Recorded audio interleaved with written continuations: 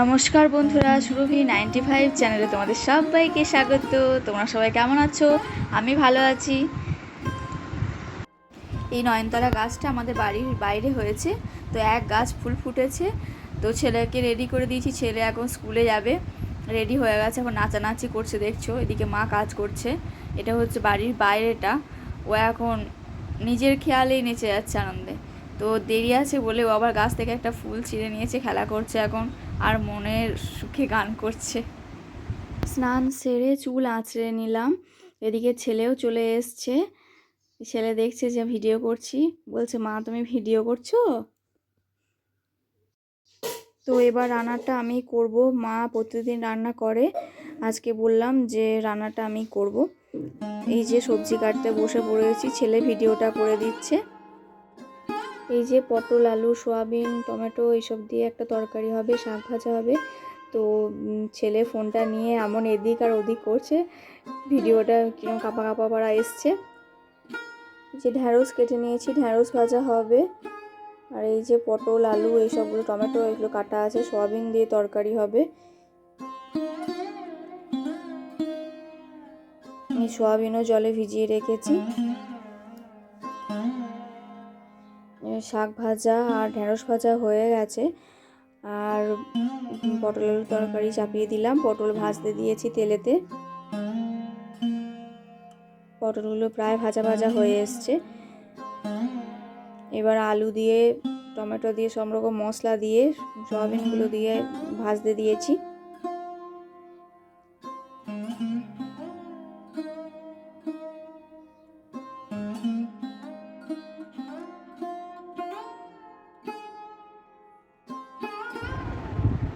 এইবার জল ঢেলে দিলাম, জল ঢেলে ঢাকা দিয়ে দিয়েছিলাম। তরকারিও এদিকে হয়ে গেছে, দেখো নামিয়ে নিয়েছি, সেটা দেখাতে পারিনি। এদিকে দই, খাবারের জন্য ডিম, সব রকমই রেডি হয়ে গেছে। এবার ভাত খেতে বসবো।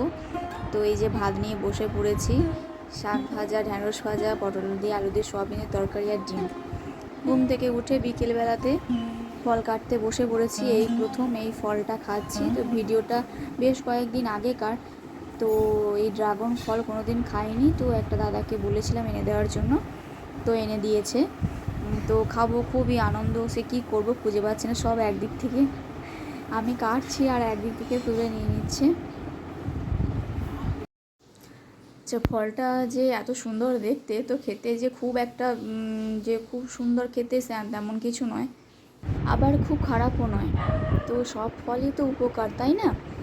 তো বিকেলবেলায় যে বেরিয়ে পড়েছি ছেলেকে নিয়ে বেড়াতে। চারিদিকটা দেখো কত গাছপালায় ভর্তি, মানে দেখতে খুব সুন্দর লাগছে।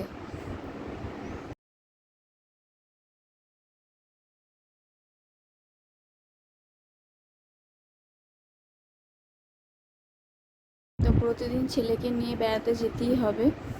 বিকেল হলেই বলবে মা চলো বেড়াতে চলো। তো ছেলেকে নিয়ে বেরিয়ে পড়েছি।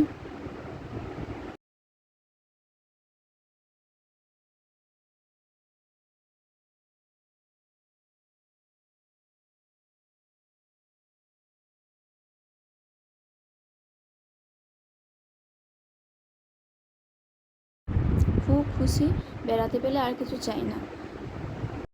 তো এখানে জেসিবি দিয়ে মাটি কাটা হচ্ছে, ছেলে দেখতে এসছে, মা চলো দেখবো।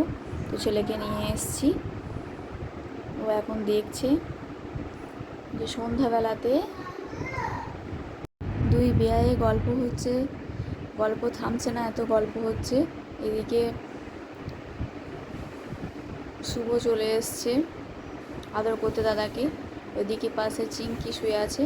আজকের মতো ব্লগটা এই পর্যন্তই। সবাই আমার পাশে থেকো, চলো টাটা।